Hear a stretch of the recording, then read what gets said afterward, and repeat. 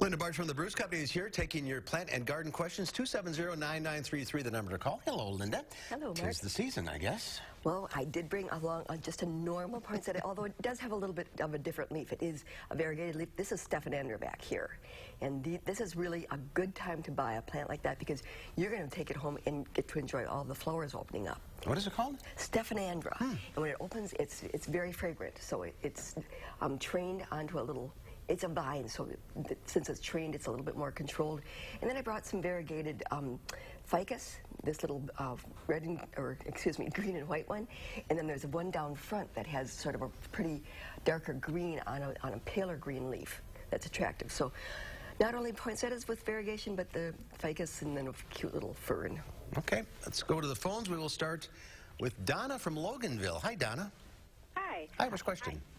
My question is with Christmas cactuses. I have several that are blooming right now, and I'm wondering how often a person should water them, and also when does a person fertilize them? Okay, well, it depends partly how warm you keep your home and how big of a pot.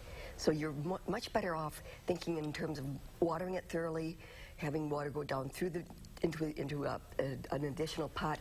A lot of times I will have a container, a plastic pot, and then I put it in a decorative one. So when you water, you can see exactly how much water is down below. And then after an hour or two, you pour off the excess. Don't let it sit in the water. You don't let it sit in the water for more than probably 3-4 hours. And let that Christmas cactus get dry between waterings. And as far as the fertilization, don't fertilize now. Thank goodness we finally have some sun. Those plants are very happy to see that. And then after it gets done flowering, you'll start to see some growth and push at that time. So fertilizing it probably in January, February, March is actually a good time. After it's done flowering. After it's done flowering and when you start to see some new growth occur. We were joking in the weather about raking leaves. And if you still have leaves on your lawn, you should get them up. Lawns don't like to be under a thick layer of leaves. That's going to be problematic, especially if you don't get it up early in the spring.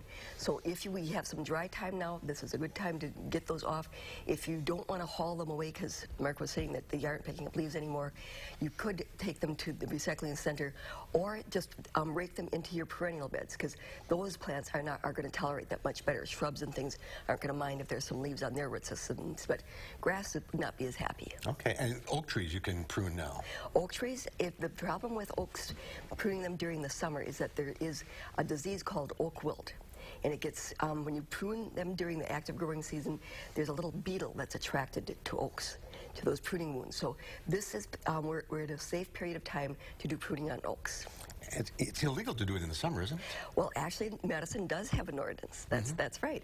And you have to make sure that there's the correct time frame so that you don't transmit it to other oaks, because if you prune your oak tree and it gets oak wilt, it can transmit it to a neighbor's oak because they have root grafts. All right, let's go to Jenny in Monona. Hi, Jenny. Hi, how are you guys? Happy holidays. You too? Happy holidays. What's your question? Yes, I know you just got done answering about Christmas cactus.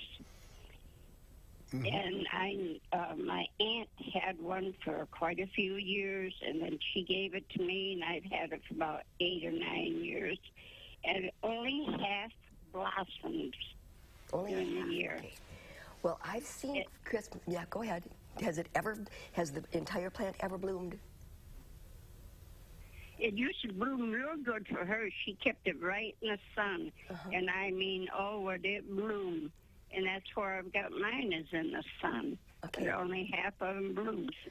Do you rotate it? A lot of times people, so the form doesn't get thrown off, they'll rotate the plant. Do you do that periodically? No, honey, I don't.